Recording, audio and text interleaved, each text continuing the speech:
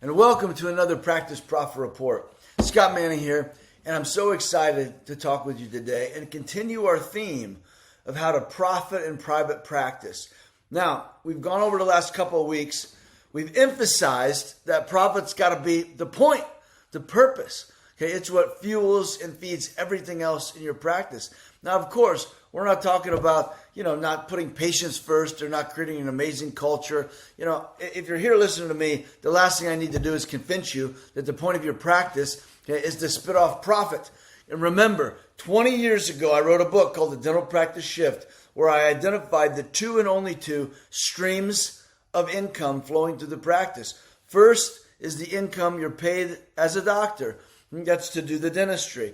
And then the second, which most people never get to, is the stream of profit, which you're paid as the owner of the practice. One will give you a great lifestyle.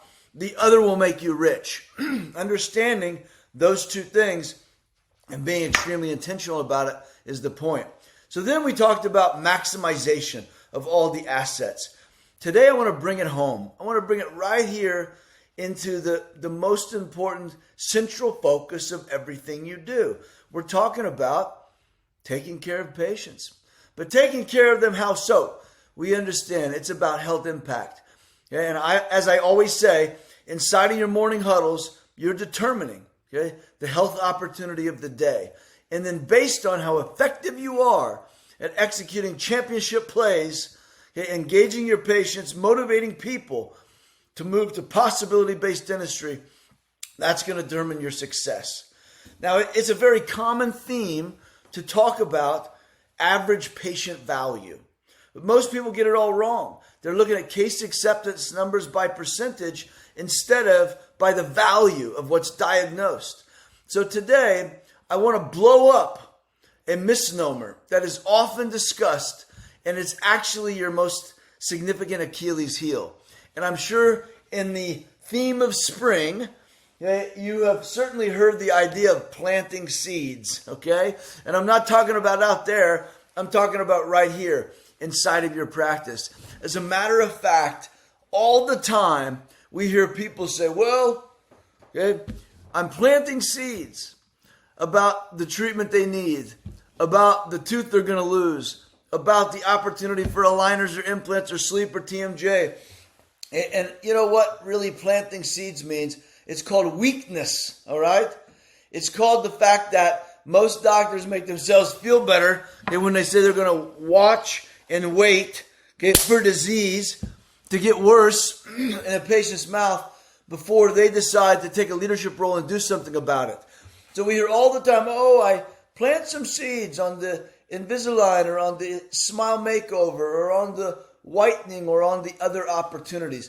Depending on what type of practice you have, what modality you use to be able to deliver health transformation, whether you're a traditional practice that's doing complete health dentistry or you're a specialty practice that's doing something very specific. You can't be in the planting seeds business, okay? The patients have already blossomed. They're right here. They're ripe for the pickings.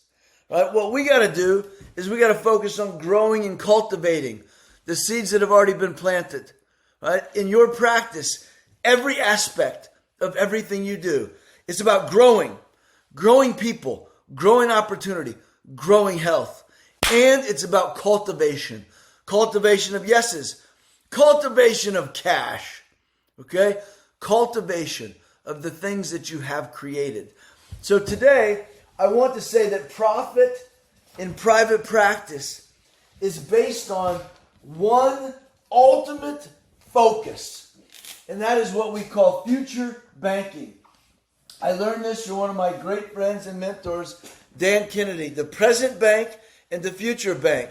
What people don't understand is you can't withdraw the money from the bank unless you put some money in first. So the point is, what is future banking in dentistry? Well, it's all about creation. It's about diagnosis, right? It's about new patient opportunities. It's about hygiene patients or implant patients or ortho patients or any kind of patient that's coming back in that has more things to do or that has family members inside their household that could also be patients for you. So I want your focus to be not on weekly planting seeds, but on strongly growing and cultivating future opportunity. Because we can look out at the next 30 days. I don't want to hear about the last 30 days. I want to hear about the next 30 days. I don't want to hear about yesterday. I want to hear about today. It's very important because if you want to profit in private practice, you want to move past a great lifestyle and an income, okay, that you can be proud of, and you want to move to wealth building, financial independence, profit, then what you're going to do, you're going to get more out of what you've already got.